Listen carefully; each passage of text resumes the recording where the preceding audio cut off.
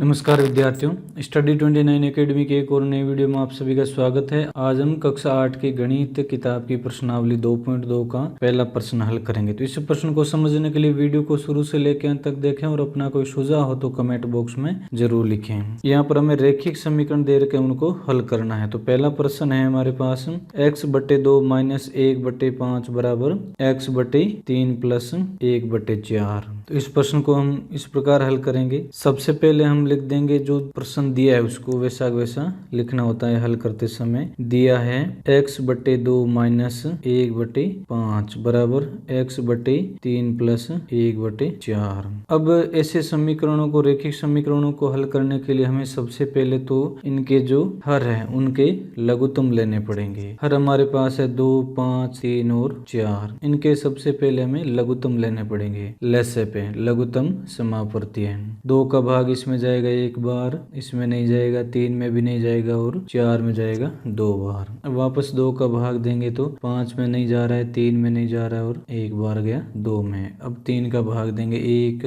5, 1 और 1। वापस 5 का भाग देंगे 1, 1, 1 और 1। ये लघुत्तम निकालने का तरीका होता है। अब 2 को 2 से गुणा करेंगे 4, 4 को 3 से गुणा किया 12 और 12 को 5 से गुणा किया 60। हमारा लघुत्तम आ जाएगा 60। इस प्रकार आपको ध्यान से लघुत्तम निकाल लेना है। अब लिखेंगे हम दोनों ओर के हर का LCM लघुत्तम समापवर्ती है। तो इनका लघुत्तम समापवर्ती था 60। वापस लिखेंगे हम दोनों पक्षों को 60 से गुणा करने पर। अब हम दोनों पक्षों को 60 से गुणा करेंगे तो हम लिखेंगे 60 × x/2 - 1/5 बराबर 60 × x/3 + 1/4। आगे इसको सोल्व करते हैं। या 60 को हम कोष्टक खोलेंगे तो अलग अलग इनसे गुणा कर लेंगे। 60 × x/2 - 60 × 1/5 बराबर, यहाँ पर भी कोष्टक को हटाएंगे तो 60 को अलग अलग इनसे गुणा करना पड़ेगा। 60 × x/3 + 60 × 1/4। अब 60 में 2 का भाग गया 30 बार, तो ये हो जाएंगे 30x माइनस 60 में 5 का भाग गया 12 बार, 12 को 1 से गुणा किया 12 बराबर 3 का भाग 60 में गया 20 बार, 20 को x से गुणा किया 20x प्लस 4 का भाग 60 में गया 15 बार, 15 को 1 से गुणा किया 15 × 15। ये इनका सरल रूप आ गया है। अब इसको आगे हल करेंगे। अब हम चर व अचर वाली संख्याओं को अलग अलग कर लेंगे। 30x इधर ये दाईं तरफ 20x प्लस का है तो बाईं तरफ आते ये माइनस का हो जाएगा, -20x बराबर 15 इधर शेष रह जाएगा प्लस ये जो माइनस का 12 है ये दाईं तरफ जाते ही प्लस का हो जाएगा। अब आगे इनको हल करेंगे। 30x में से 20x घटाए 10x बराबर 12 और 15 को जोड़ा 27, ये हो जाएंगे। या अब x बराबर यहाँ 10x के गुण में है तो दाईं तरफ जाते ये उस संख्या के भाग में हो जाएगा 27/10। ये जो नियम होता है पक्षांतरण का, ये उम्मीद करता हूँ कि आपको आ रहा है। पक्षांतरण जब हम करते हैं दाईं संख्या दाईं तरफ से बाईं या बाईं से दाईं तो जोड़ का तो बाकी हो जाता है और बाकी का जोड़। उसी प्रकार गुणे का भाग हो जाता है और भाग का गुणा हो जाता है। अब x का मान आ गया 27/10, ये हमारा उत्तर आ गया। अब इस उत्तर की हम जांच भी कर लेते हैं। यहाँ पर लिखेंगे उत्तर की जांच। जांच में हम क्या करेंगे, x बराबर 27/10 को दिए गए समीकरण में रखने पर। दिए गए समीकरण में हम x का मान रखेंगे। सबसे पहले हम हल करेंगे बायां पक्ष।